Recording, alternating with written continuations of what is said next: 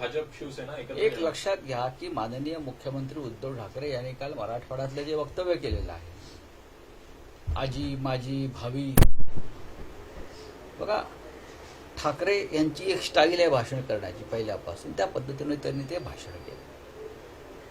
आणि उद्धवजीने असं कुठेही म्हटलेलं नाही की नवीन गठबंधन होईल, हे सरकार पडेल, आम्ही या सरकारमधनं बाहेर पडू.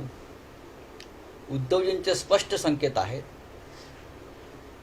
की ज्यांना भावी व्हायचं आहे, भावी सहकारी, ते आमच्याकडे येऊ इच्छित आहेत. त्यातले काही लोक त्यांनी बोट दाखवून नाव घेऊन सांगितलेलं आहे. आणि ज्या हालचाली दिसत आहेत राजकारणामध्ये, विशेषतः चंद्रकांत पाटील यांनी जे सांगितले मला माजी मंत्री म्हणू नका, माजी म्हणू नका, तर त्याबाबतच्याच हालचाली. कुणीतरी तिकडे आहे, कुणीतरी आहे तिथे ज्यांना इथे यायचं आहे. आणि त्यांच्यासाठी उद्धवजींनी संकेत दिले आहेत की तुम्ही या.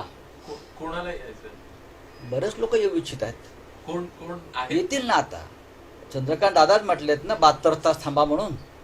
आज त्यांची डेडलाईन जी आहे ती संपलेली आहे. त्यांची डेडलाईन संपली, मग त्यांनी सांगायला पाहिजे. पण त्यांनी जी डेडलाईन दिली आहे त्यानंतर उद्धवजी बोललेले आहेत. एक लक्षात घ्या, हे सरकार पूर्णपणे 5 वर्षासाठी चालवायची कमिटमेंट आहे.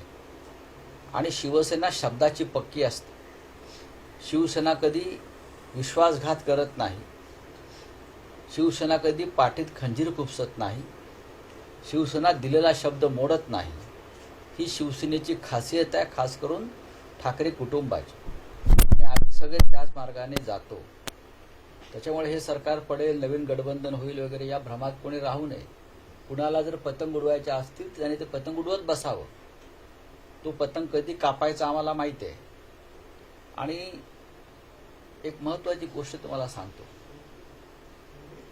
ज्या पक्षातल्या लोकांनी शिवसेना भवन फोडण्याची तोडण्याची भाषा केली, ज्या पक्षातले लोक मुख्यमंत्री उद्धव ठाकरे यांच्याविषयी अपशब्द वापरतात, कानाखाली मारण्याची भाषा करतात राज्याच्या मुख्यमंत्र्यांविषयी, हे जे काय नवीन कल्चर आलेलं आहे समोर, तर अशा पक्षांशी हात मिळवणे कशी करू शकतो आम्ही भविष्यात, भावी? उद्धवजीने स्पष्ट सांगितलंय, येते त्यांचं आम्ही स्वागत करू. सर, मराठवाडा म्हणजे आता तुम्ही जसं बोललात त्याच्यावरून असं वाटतं की पश्चिम महाराष्ट्रामध्ये उद्धवजीने स्पष्ट सांगितलंय, येते त्यांचं आम्ही स्वागत करू. सर, मराठवाडा म्हणजे आता तुम्ही जसं बोललात त्याच्यावरून असं वाटतं की पश्चिम महाराष्ट्रामध्ये भाजप आणि शिवसेनेमध्ये वेगळं चित्र दिसतं आणि मराठवाड्यामध्ये दानवे आणि सत्तार एकत्र, यामध्ये भाजप आणि शिवसेने, दानवे आणि सत्तार एकत्र बसल्याविषयी फार तुम्हाला अडचण वाटायचं कारण, दानवे आणि सत्तार हे दोन त्या भागातले मंत्री आहेत. राजकारणामध्ये एकमेकांचे सहकारी असतात. आता दानवे आणि मी सुद्धा एकत्र बसतो अनेकदा. दानवे माझे शेजारी आहेत दिल्लीला. आमचे जुने बघा, राजकारणामध्ये राजकीय मतभेद असतात. आम्ही निवडणुका विरुद्ध लढतो, एकमेकाविरुद्ध भूमिकांवर टीका करतो. याचा अर्थ आम्ही एकमेकांचे कडवट दुश्मन आहोत असं नसतं ना. उद्या जर मला देवेंद्रजी भेटले तर मी नक्कीच त्यांच्याशी बोलेन, त्यांची खाली खुशाला विचारेन. उद्या जर मला त्यांच्या घरी जावं असं वाटलं तर मी त्यांच्याकडे जाईन, तेही माझ्याकडे आलेले. महाराष्ट्राचं राजकारण इतकं त्या उत्तर हिंदुस्थानातल्या राजकारणासारखं नसतं. एकमेकाची तोंडत बघायची नाहीत, एकमेकाशी बोलायचंच नाही, हे चालत नाही या महाराष्ट्रामध्ये. महाराष्ट्राला एक परंपरा आहे. यशवंतराव चव्हाण असतील, बाळासाहेब ठाकरे असतील, माननीय शरद पवार असतील, प्रत्येकानं एकमेकाचा आदर राखून भूमिकांना विरोध केला आम्ही. पण आम्ही सगळे शेवटी महाराष्ट्र म्हणून एक असतो. पण सर, आता निवडणुका आहेत महापालिकेच्या, या याच्यात भाजप आणि शिवसेना जी आहे ती मराठवाड्यामध्ये एकत्र येऊ शकेल असं आपण समजायचं का? कोण एक येऊ शकेल? भाजप आणि शिवसेना कशा करता? आमची महाविकास आघाडी आहे. आम्ही असे बोललो ना मगाशी की आम्ही असे दळभद्री प्रकार शिवसेना करत नाही कधी, की दोन पक्ष जे विधानसभेत एकमेकाच्या विरोधामध्ये आहेत त्यांच्या विरुद्ध आम्ही सरकार स्थापन केलं आहे. ही लोकांशी गद्दारी ठरेल, कार्यकर्त्यांशी गद्दारी ठरेल. जे आमचं ठरलंय ते ठरलंय बस. पण मग अशा वेळी सर, औरंगाबादमध्ये MIM सारखा पक्ष आहे, त्यांना थांबवण्यासाठी तुम्ही कशा प्रकारे समोर जाणार? आम्ही समर्थ आहोत ना. कोणालाही थांबवायला ज्या धर्मांध शक्ती आहेत, जे आमचं ठरलंय ते ठरलंय बस. पण मग अशा वेळी सर औरंगाबादमध्ये MIM सारखा पक्ष आहे, त्यांना थांबवण्यासाठी तुम्ही कशा प्रकारे समोर तर जाणार? आम्ही समर्थ आहोत ना. कोणालाही थांबवायला ज्या धर्मांध शक्ती आहेत किंवा ज्या चुकीचं काम करत आहेत, त्यांना थांबवायला आम्ही तिघे एकत्र समर्थ आहोत.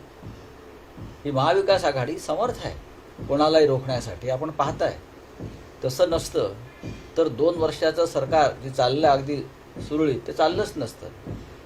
तिन्ही पक्षामध्ये सरकार चालवण्याबाबत कोणतेही मतभेद नाहीत. एकमेकांच्या मनात कोणाविषयी किंतु परंतु नाही.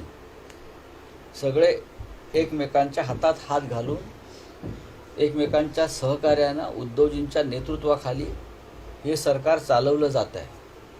या सरकारला आता 2 वर्ष होतील नोव्हेंबर महिन्यात आणि पुढली 3 वर्षसुद्धा अधिक गतिमान पद्धतीनं हे सरकार चालेल याच्याविषयी विरोधी पक्षानं खात्री बाळगावी. ज्या पद्धतीनं त्यांनी महाराष्ट्रामध्ये महाविकास आघाडीच्या नेत्यांच्या मंत्र्यांच्या विरोधामध्ये केंद्रीय तपास यंत्रणांचा गैरवापर करून त्यांची कोंडी करण्याचा प्रयत्न केला आहे, ह्याच्यामुळे आम्ही गुडघे टेकू, सरेंडर होऊ आणि त्यांना हवं ते करू. हे जर कोणाच्या डोक्यात हा कचरा असेल तर तो कचरा तसाच ठेवा. आम्ही झुकणार नाही. धन्यवाद. चलिए. तो मुख्यमंत्री का जो स्टेटमेंट आया था, ये बात हो रही है कि शिवसेना और बीजेपी फ्यूचर में साथ में आ सकते हैं. देखिए, मुख्यमंत्री का जो बयान कल मराठवाड़ा में दिया है, आप एक बार वो ध्यान से सुन लीजिए. मुख्यमंत्री ने ये नहीं कहा है